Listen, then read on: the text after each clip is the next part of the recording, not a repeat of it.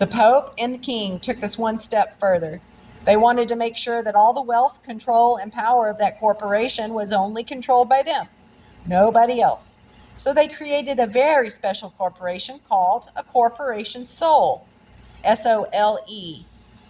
In 1900, a law professor at Downing University, Frederick William Maitland, made a discovery and wrote about it in his paper entitled The Corporation Sole. What he discovered when he read through the British Parliament Gazette was that the king was in fact a corporation, but not any normal corporation.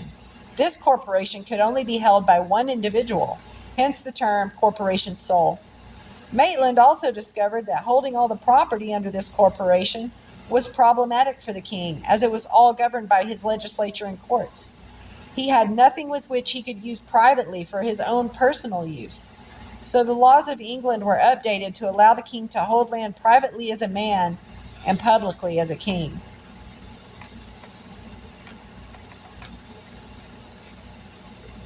What most people don't realize is that the church has been doing this for well over 1,000 years as well. Would it surprise you to find out that the office of the Pope is a corporation sole as well? In fact, all the cardinals, bishops, and local parishes are all corporation soles. Is it any wonder that the Roman Catholic Church is the richest organization in the world, followed closely by royalty and business tycoons? What better way to consolidate all the wealth of the world and control all the people by using ideas and concepts that cannot die?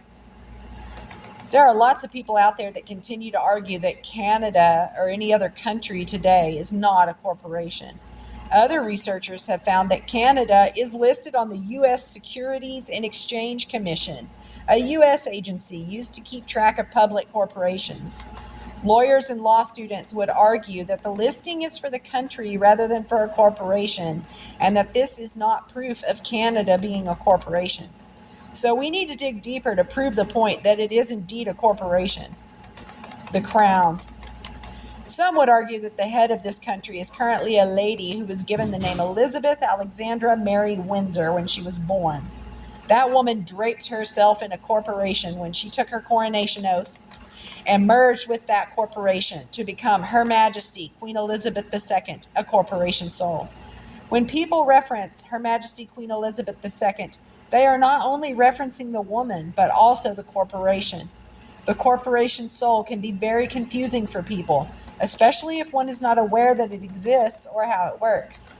I don't blame them for that, as these concepts are the creation of the rulers of the world, not common people. The Queen's corporation sole also owns many other corporations.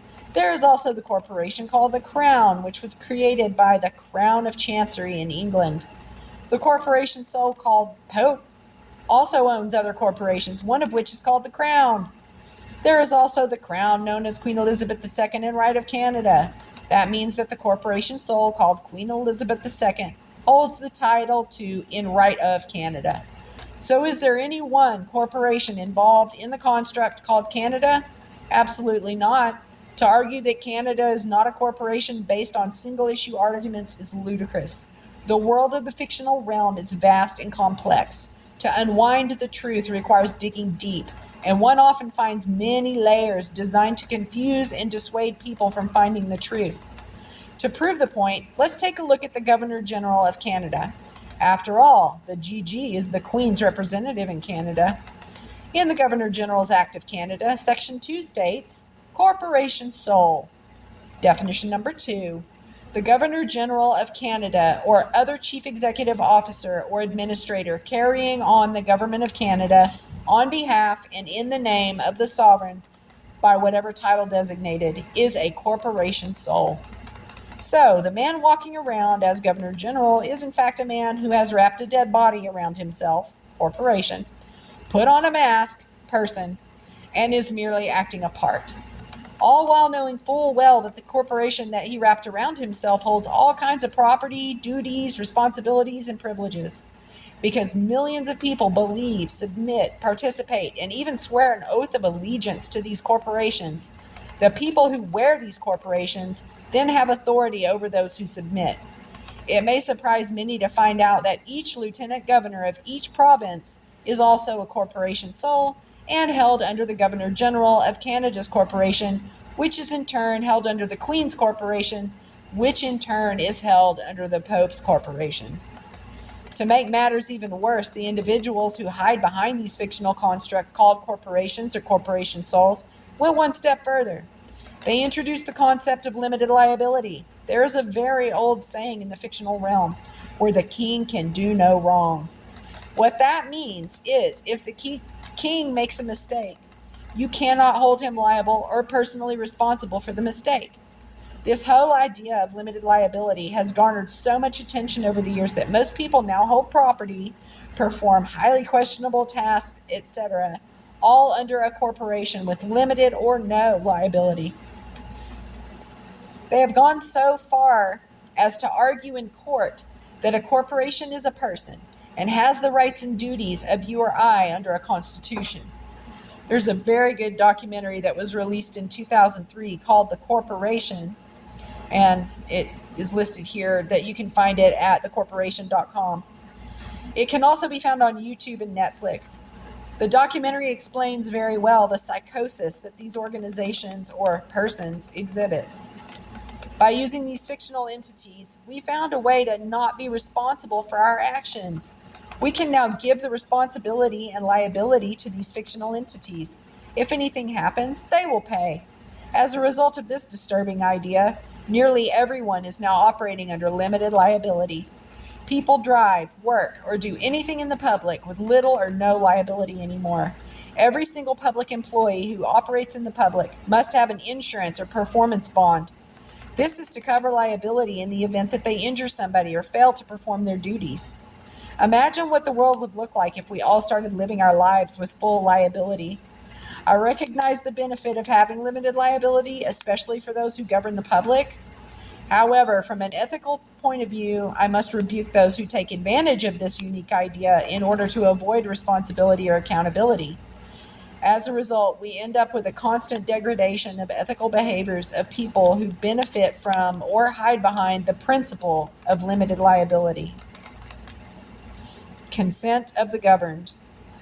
How is it that over time we manage to give away our power, control, and authority to these fictional constructs and those who own and control them? From a very simple perspective, our participation with these corporations is how it happens. Our participation is our consent. There are dozens, if not hundreds, of ways to participate with their corporations.